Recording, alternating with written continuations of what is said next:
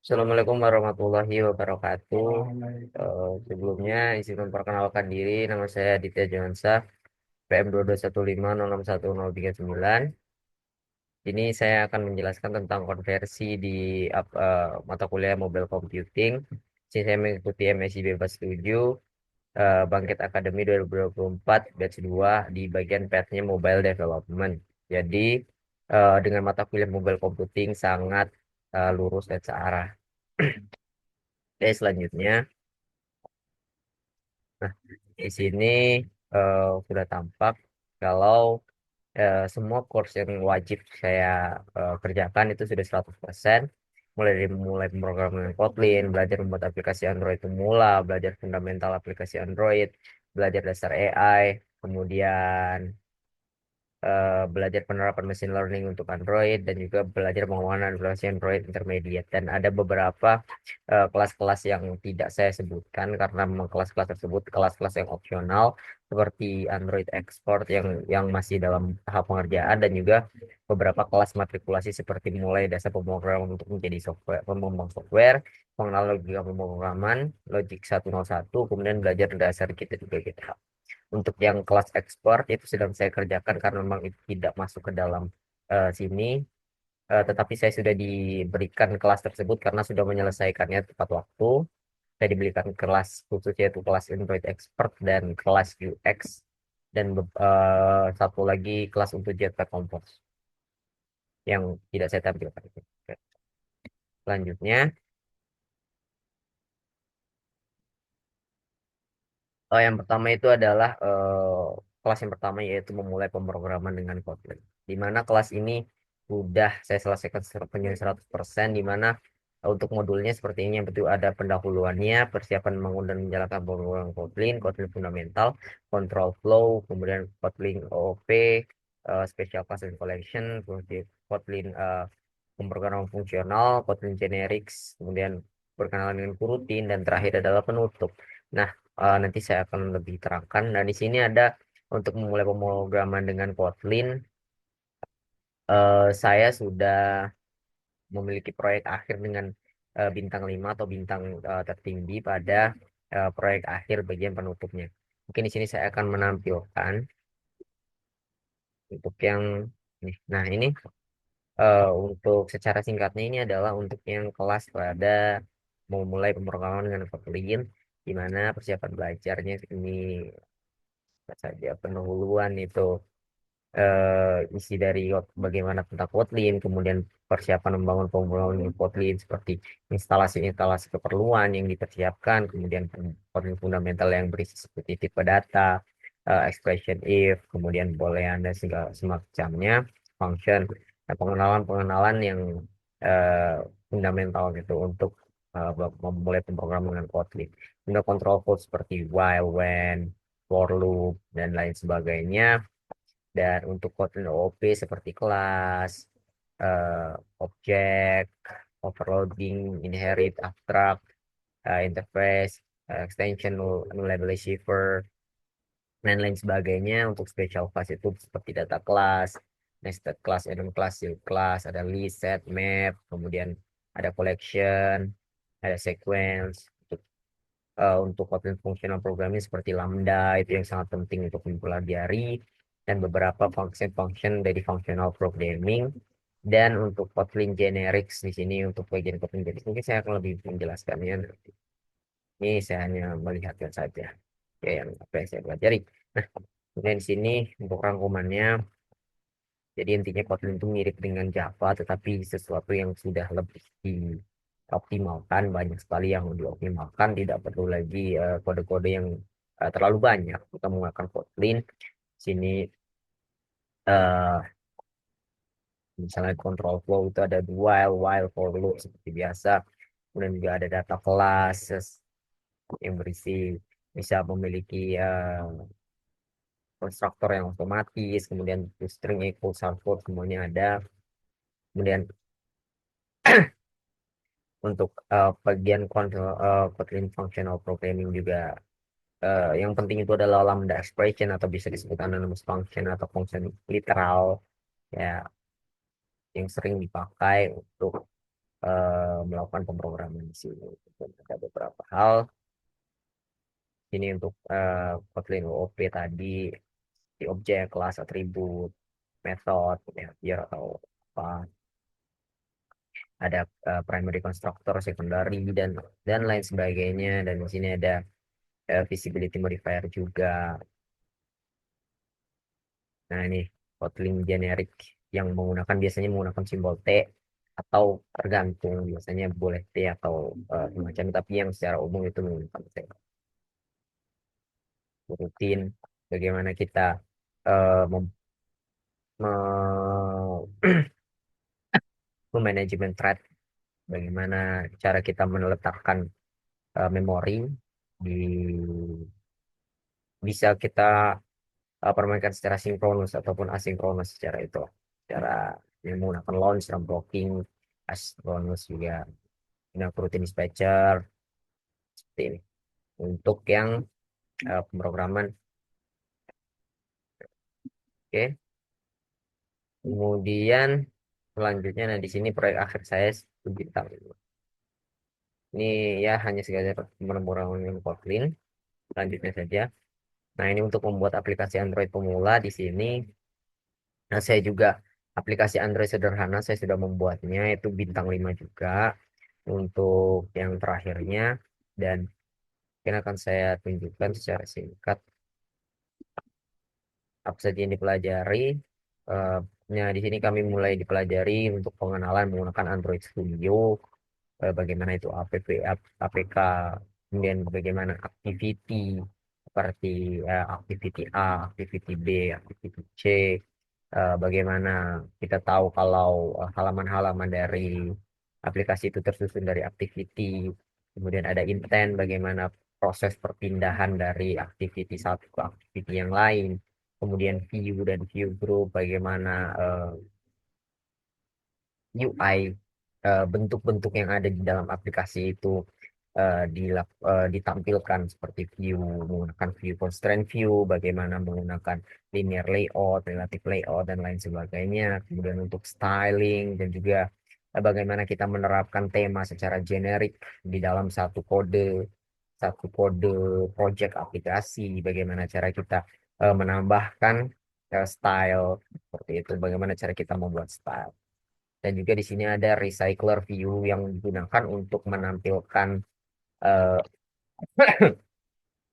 list dari sebuah konten di dalam aplikasi yang ya di recycler ketika dia dilakukan scrolling. Dan juga di sini sudah diperkenalkan untuk yang view binding.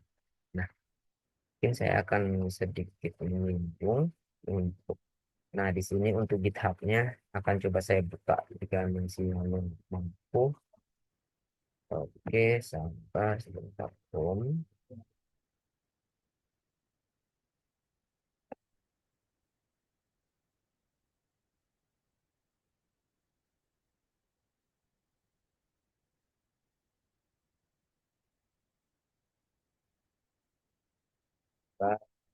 Saya kemarin untuk yang aplikasinya saya membuat aplikasi yang bernama Chelsea Icon. Ini untuk kodenya saya akan cantumkan ke dalam link, kumpulan link untuk link dari GitHub saya ini untuk yang bagian Chelsea Icon ini, untuk tugas akhirnya. Nah, mungkin lanjut saja. Kalau saya akan tunjukkan sebentar. Mungkin saya akan tunjukkan saja.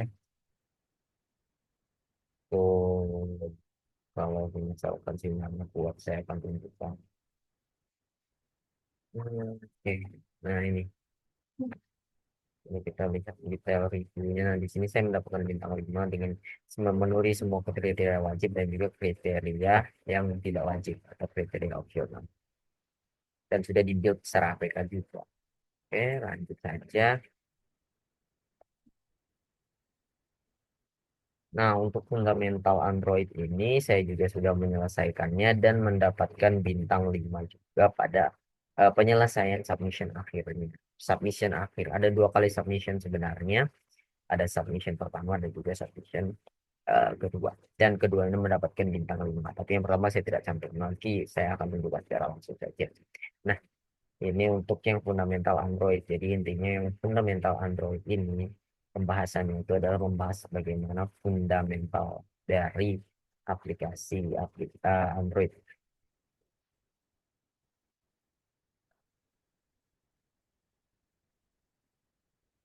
Oke. Nah ya ini. Oke. Jadi intinya untuk yang fundamental Android ini kami dijelaskan lagi ulang tentang dasar pengembangan aplikasi Android itu sudah ada di tadi belajar memulai pemrograman eh, aplikasi Android dasar tadi yang pertama tadi seperti kita memulai dengan Android Studio, Activity, bagaimana itu membuat XML tadi, file yang view-view tadi, itu menggunakan XML, kemudian intent, bagaimana debuggingnya, bagaimana view group, style, dan lain sebagainya. Nah, di sini kami dikenalkan sebuah fragment yaitu semacam kalau misalkan kita menggunakan activity, itu activity-nya akan sangat banyak jika halaman itu ada banyak, maka kita bisa menggunakan fragment yang dapat kita daur ulang lagi gitu, dipakai di berbagai macam tempat. Nah, kemudian ada navigation juga, navigation antar fragment yang kita bisa atur semacam ada garis-garis seperti ketika kita membuat di Figma, ada navigation di Figma seperti itu. Mirip ada. Nah, di sini kita juga diajarkan bagaimana sudah ada beberapa template seperti bottom navigation, ada juga eh, ada app bar di sini, kemudian ada search bar option menu. Nah, ada nih button navigation, navigation drawer, ada kemudian navigation komponen, ada juga ada tab layer dengan view pager juga dan lain sebagainya. Nah, di sini yang paling penting itu adalah pada bagian background thread dan juga networking. Di mana pada bagian background thread dan networking, di sini kami diajarkan untuk melakukan konsumsi API, di mana API yang sudah disediakan kami diusahakan untuk melakukan konsumsi sehingga aplikasi kita bisa go online dan menggunakan aplikasi tersebut secara sinkronus dan asinkronus. Yang dimaksudkan di sini adalah proses-proses yang berkaitan dengan internet, berkaitan dengan pengambilan API itu diselesaikan secara sinkronus sehingga tidak mengganggu daripada aplikasi tersebut bisa eh, crash atau seperti nge-lag gitu. Sehingga kita perlu melakukannya secara asinkronus. Nah, di sini juga kita sudah mulai dijelaskan tentang teori retrofit dan juga eh, parsing JSON juga. Nah, retrofit ini adalah salah satu library yang digunakan untuk melakukan komunikasi HTTP dengan server. Kemudian juga kami sudah dijelaskan tentang arsitektur komponen Android seperti Android Jetpack, Android eh, View Model. Nah, View Model di sini itu yang paling penting karena kami diajarkan untuk eh, menerapkan satu struktur dalam melakukan kode yaitu NVVM atau MVVM, Model View Model, di mana kami meletakkan atau kami memisahkan antara codingan bagian view dengan codingan bagian model atau bagian back. Mungkin saya akan lihatkan sedikit dulu. Saya tidak lupa. Bentar. Tidak. Juga kami juga sudah dijelaskan tentang teori live data dan sebagainya. Live data agar data tersebut dapat secara live terload gitu. Tidak perlu kita refresh. Ini view model, mungkin cara singkatnya ada juga di situ.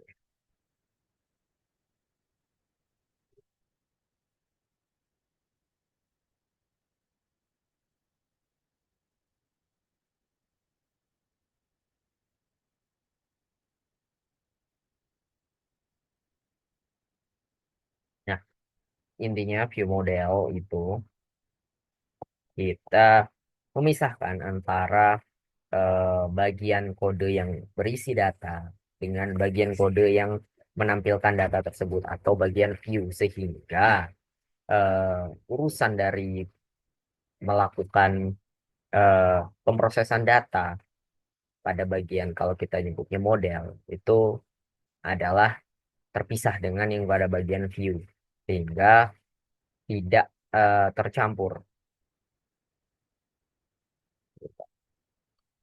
Ini tidak ada gini. Oke, lanjut saja. Nah, di sini saya ada untuk submission yang pertama.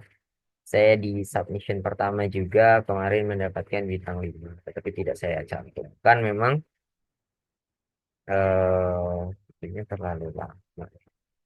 Nah, kemudian kami dijelaskan juga tentang ini testing secara singkat, testing, bagaimana melakukan unit testing, bagaimana menggunakan UI testing dengan Espresso dan unit testing dengan JUnit, kemudian local data persistent kita bagaimana menggunakan data store untuk menyimpan share preference dan juga semacamnya untuk menyimpan misalkan API key dan sebagainya, kita bisa menyimpannya session, kita bisa menyimpannya di data store. Kemudian kita diajarkan mengenai SQLite, salah satu database lokal. Nah, ini kami dapat bintang 5 juga. Database lokal, jadi kita membuat database lokal itu menggunakan SQLite, menggunakan room, repository, dan juga injection, pemisah. Nah, repository ini adalah salah satu pemisah ketika saya menggunakan NVVM atau eh, MVVM, model view model, beberapa database system tadi. Sama di sini ada, oh ya di sini ada background task and scheduler. Kami diajarkan bagaimana cara membuat notifikasi, bagaimana cara membuat broadcast receiver, misalnya event dari SMS dan segala macam, alarm dan lain sebagainya. Oke, kita lanjut saja untuk yang oke ini lanjut. Nah, nah di sini dasar AI ini adalah salah satu kelas yang wajib, tetapi ini adalah kelas yang paling singkat dari kelas wajib, yaitu hanya dasar AI di mana tidak ada submission, tetapi di sini kami diberikan semacam semacam ujian akhir di mana saya mendapatkan nilai 95%. 95% dari ini. Nah, ini untuk modulnya di mana kita bagaimana penerapan AI, pengenalan AI secara singkat ini untuk mengenalkan AI, data untuk AI, bagaimana data, perbedaan data dengan informasi segala macam. Kemudian ada pengantar machine learning juga kami di mana tipe-tipe machine learning, mulai maintenance segala macam. Kami diajarkan bagaimana deep learning tersebut. Nah, penutupnya itu adalah pada bagian ujian akhir tadi di mana saya mendapatkan 95. Nah, kemudian nah, yang terakhir belum ada penerapan machine learning untuk Android di mana kami eh, diajarkan bagaimana atau praktek juga semuanya sebenarnya kami semuanya praktek itu bagaimana membuat aplikasi yang eh, menerapkan machine learning untuk aplikasi tersebut menerapkan AI pada aplikasi yang kami buat sehingga ya aplikasi tersebut menjadi cerdas. Di sini saya akan langsung tunjukkan. Ini untuk modulnya di mana machine learning di Android itu ada beberapa hal seperti ada di sini ada ML-Kit, kemudian ada TensorFlow Lite, ada MediaPipe, ada Firebase Machine Learning, ada Generative AI. Ini di sini ada konsep dasarnya di mana bagaimana kami membuat galeri, cara kami untuk menangkap kamera menggunakan aplikasi, bagaimana cara kami memasukkan gambar ke dalam aplikasi, kemudian memproses gambar tersebut, bagaimana gambar tersebut diubah menjadi bitmap dan segala macamnya, dan bagaimana kita mengunggah sebuah berkas ke dalam eh, online, bagaimana cara menggunakan image classification secara online yang menggunakan API, konsumsi API segala macam. Nah, di sini kami diajarkan bagaimana menggunakan ML-Kit, di mana ML-Kit itu adalah salah satu machine learning bawaan Android yang sudah tertanam. Jadi kami tinggal menggunakan saja. Bisa menggunakan misalnya barcode scanning segala macam translation. Nah, di sini adalah TensorFlow Lite yang sangat-sangat powerful karena kami menggunakan capstone-nya itu menggunakan TensorFlow Lite juga. Di mana TensorFlow Lite ini itu bisa dilakukan secara on device maupun on premise, on device ataupun on cloud. Nah, di mana on device itu di mana ketika model yang sudah ada dari machine learning tadi, model machine learning tadi dibuat ke dalam bentuknya itu adalah TensorFlow Lite, bukan TensorFlow tapi TensorFlow Lite. Kemudian model tersebut ditanamkan secara langsung ke dalam aplikasi sehingga eh, aplikasi tersebut dapat berjalan secara offline. Nah, bisa juga kita menanamkan model tersebut ke dalam cloud, kemudian kita konsumsi API tersebut sehingga kita bisa melakukan pemakaian dari model tersebut ke dalam aplikasi kita. Kemudian juga ada media pipe di sini seperti image classification dengan media pipe, kemudian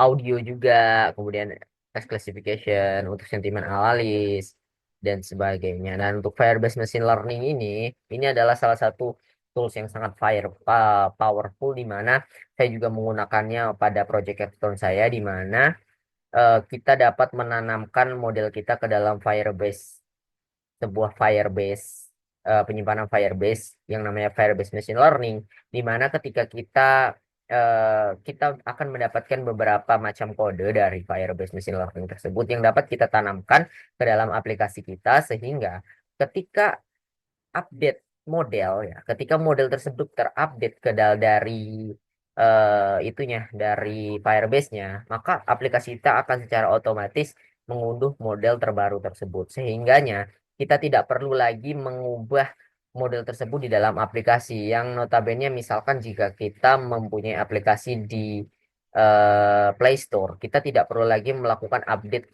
melalui Play Store, tetapi kita hanya perlu melakukan update modelnya di Firebase Machine Learning tersebut, tetapi kita nantinya aplikasi tersebut akan mendownload, tinggal mendownload saja, tidak perlu lagi update-update di Play Store. Gitu. Hanya seperti mendownload aset. Seperti itu. Nah, juga ada generative AI, jadi bisa menggunakan Vertex dan segala macam. Nah, oke, ini untuk yang, oh iya, saya tadi juga di sini aplikasi terakhirnya itu adalah aplikasi deteksi kanker. Oh, mohon maaf, sebenarnya saya terlewat beberapa aplikasi tadi. Oke, nah tadi ada yang ada di coding event ini untuk yang fundamental tadi. Fundamental itu di coding event aplikasinya yang sudah saya buat, di mana itu menampilkan event-event seperti upcoming event dan juga ada finish event dari decoding yang dimana aplikasi tersebut menangkap konsumsi API tersebut kemudian langsung ditampilkan dan bagaimana cara melakukan searching dan menampilkan detail dan segala macamnya. Nah, untuk yang machine learning tadi itu menggunakan yang terakhir itu adalah Asclepius atau Asclepius itu disebut juga aplikasi pendeteksi kanker tadi, di mana aplikasi tersebut seperti kita memfoto atau mengambil gambar melalui kamera ataupun kita melalui galeri. Kita bisa mengambil gambar yang misalnya sampel kulit atau sampel, ya memang sampel kulit karena kanker kulit ya, sampel kulit di mana kita masukkan ke dalam aplikasi, kemudian kita melakukan uploading dari data berupa gambar tadi ke dalam ke cloud yang ada modelnya tadi yang sudah disediakan API-nya oleh decoding dan kita tinggal menerima data result dari API yang sudah kita API yang sudah ada tadi itu. Jadi nanti hasilnya akan tampil dalam bentuk confidence score dan juga cancer atau tidak cancer. Nah, kemudian ini ada lagi yang terakhir. Oke. Nah, yang terakhir itu adalah Android Intermediate. Di mana Android Intermediate ini adalah satu kelas wajib terakhir yang di mana saya mendapatkan bintang 5 dan yang terakhir itu bintang 4 karena waktu memang tidak cukup. Sebenarnya bintang 4 dan bintang 5 ini tidak jauh karena kalau bintang 5 itu menerapkan sekitar 7 sampai 12 saran atau lupa saya sekitaran, pokoknya intinya semua saran di opsional lah, yang opsional itu dikerjakan, sedangkan bintang 4 itu ketika satu saja tidak dikerjakan opsionalnya, maka dia akan bintang 4. Tetapi untuk mendapatkan ke bintang eh, ketika tidak mengerjakan apapun yang opsional itu mendapatkan bintang 3. Tetapi karena di sini saya satu saja itu ternyata saya lupa tidak mengerjakan, sehingga saya mendapatkan bintang 4 yang seharusnya bintang 5. Saya mengerjakan sekitar 8 saran atau fase. Nah, mungkin akan saya tunjukkan saja untuk modulnya. Ini untuk modul Android Intermediate di mana ada yang pertama itu Advanced UI. Kita diajarkan bagaimana cara membuat custom view, bagaimana custom button, kemudian custom edit text dan segala macam. Kemudian menggunakan canvas, bagaimana clipping object. Nah, untuk widget juga kita bagaimana cara kita menampilkan aplikasi kita memiliki widget di HP gitu, di aplikasi Android maksud saya. Kemudian bagaimana menampilkan web view di mana kami mengambil view dari web yang sudah ada, kemudian dan segala macam. Nah, kemudian untuk animation kami juga diajarkan bagaimana menggunakan teori properly animation, active transition, kemudian motion layer juga. Nah, localization di mana kami diajarkan bagaimana cara melokalisasikan dari aplikasi seperti bahasa, kemudian mungkin ukuran layar dan ya formatting seperti eh, jam atau waktu. Accessibility seperti talkback juga kami diajarkan. Bagaimana kita menyesuaikan ukuran layar dari HP atau Android tadi bisa di tablet atau dan lain sebagainya. Kemudian di sini juga ada service di mana service ini seperti foreground service dan juga eh, permission, misalkan permission location, permission dan sebagainya. Kemudian media, di sini ada sound pool, ada media player, exo player ini sebenarnya sudah dipelajari pada saat machine learning. Nah, intent gallery, intent kamera, kamera X, bagaimana menggunakan server ini untuk menggunakan kamera-kamera. Nah, di sini ada submission di mana yang tadi saya dapatin bintang 5. Geolocation di sini kami diajarkan bagaimana cara menggunakan API dari Google Maps dan pokoknya setiap ada latihan itu kami membuat aplikasi yang walaupun sederhana, tetapi yang ketika submission itu aplikasinya mulai agak besar. Kemudian location tracker, geofencing. Nah, bagaimana cara kita menerapkan semua hal ini. Kemudian advanced testing ini testing tapi sudah advanced seperti TDD, test driven development, kemudian tes double, tes unit testing dengan live data, kurutin menggunakan kurutin tadi, integration testing dan lain sebagainya. Kemudian untuk advanced database di sini menggunakan relasi database room, prepopulate, migrasi database itu bagaimana, menggunakan raw query bagaimana, paging 2, paging 3, dengan remote mediator juga, dengan dari network tadi, kemudian di remote mediator, dan lain sebagainya. Kemudian untuk Firebase, seperti Firebase Authentication menggunakan Google, Firebase Authentication menggunakan SMS, atau Facebook, dan lain sebagainya. Dan juga Firebase Cloud Messaging untuk aplikasi chat. Dan bisa juga untuk notification push. Nah, di sini ada untuk yang submission akhirnya di mana kami yang menyempurnakan aplikasi yang namanya itu adalah Decoding Story App. Di mana Decoding Story App ini kami menggunakan membuat aplikasi seperti IG atau Instagram. Jadi kami membuat aplikasi story gitu. Kita bisa upload story kita bisa memberikan di mana lokasi kita, dan kita bisa melakukan tracking orang-orang yang sudah memberikan lokasi tersebut ke aplikasi tersebut. Kita bisa melakukan track melalui Google Map, bagaimana cara kita menambahkan tanda, bagaimana cara kita eh, menambahkan eh, hal khusus di dalam story tadi, bisa menggunakan kata-kata ataupun gambar. Itu secara singkatnya. Dan kita juga diajarkan bagaimana authentication, login, logout, eh, store dari database dari user tadi juga gitu, menggunakan Firebase. Bisa juga kami menggunakan database biasa. Dengan SQL tadi menggunakan database offline. Oke, mungkin untuk ininya itu dulu. Lanjut saja. Itu course yang sudah saya jalankan di dalam di coding itu untuk course-nya atau kelasnya.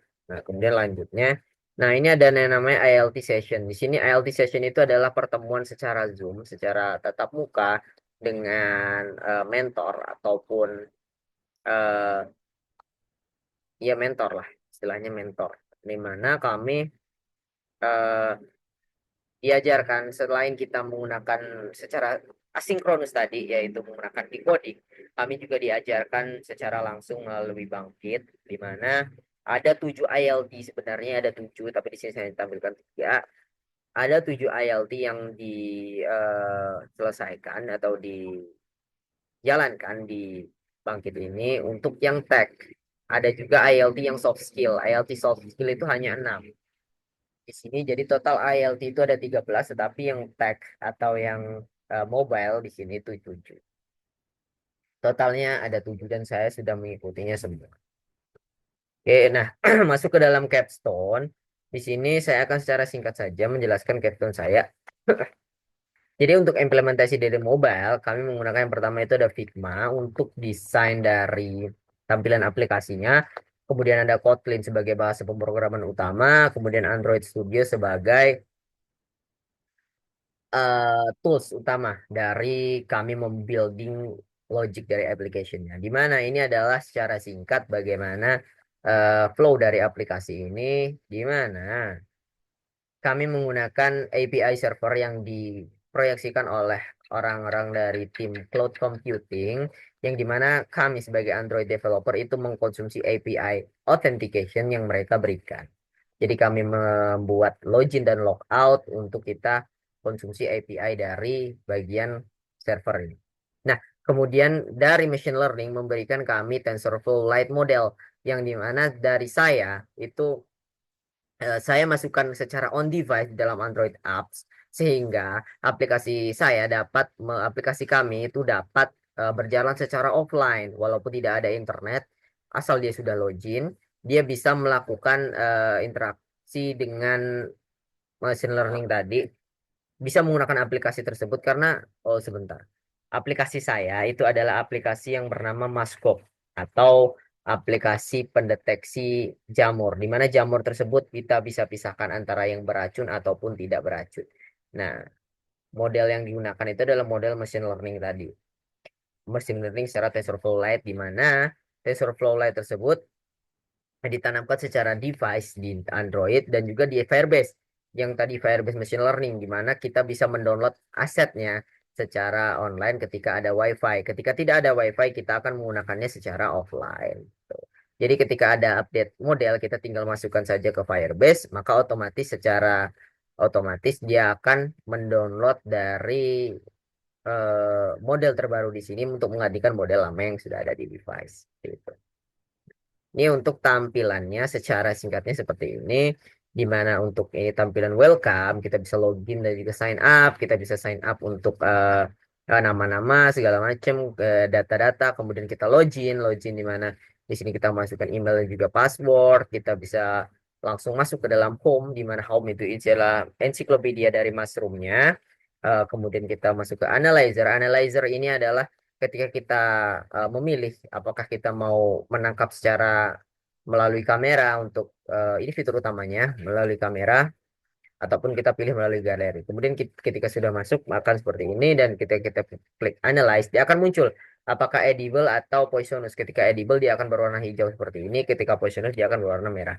Nah, di sini juga ada dark mode, di mana dark mode itu bisa kita ubah ketika kita pencet ini, maka kita akan berubah ke dark mode. Di history, ketika kita klik historinya dia akan muncul seperti ini, dan dia akan menampilkan history dari result yang sudah kita lakukan analisis tadi, apakah itu edible, apakah itu poisonous, dan dia tampil semua di sini secara offline, dia kita mungkin room tadi.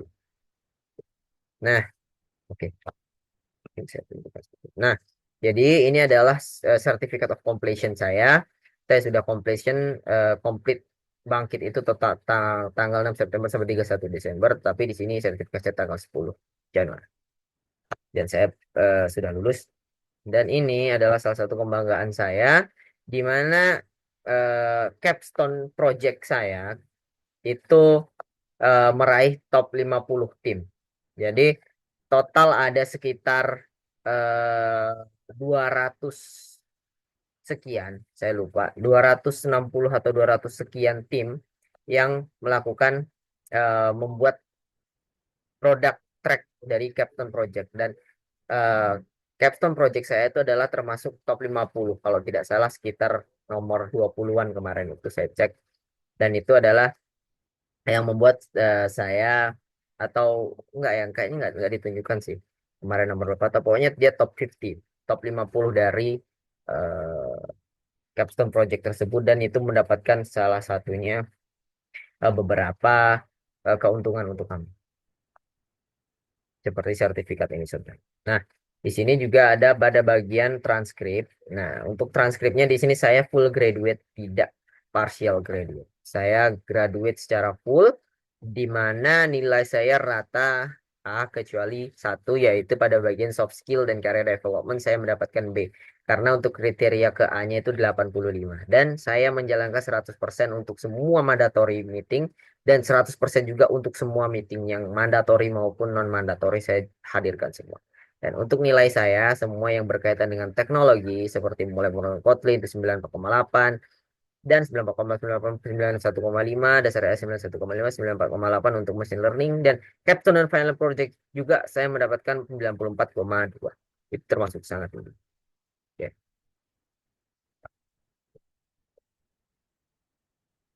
Oke. Itu untuk pembahasan tentang konversi saya. Dan ini ketika saya sudah mencantumkan beberapa link, nanti akan saya upload di sini untuk yang eh, PPT dari capstone saya, tim capstone saya juga saya cantumkan nanti di dokumen pendukung Pak. Dah, mungkin itu saja dari saya. Eh, Apabila ada salah kata saya mohon maaf. Terima kasih sudah memberikan kesempatan untuk saya melakukan konversi.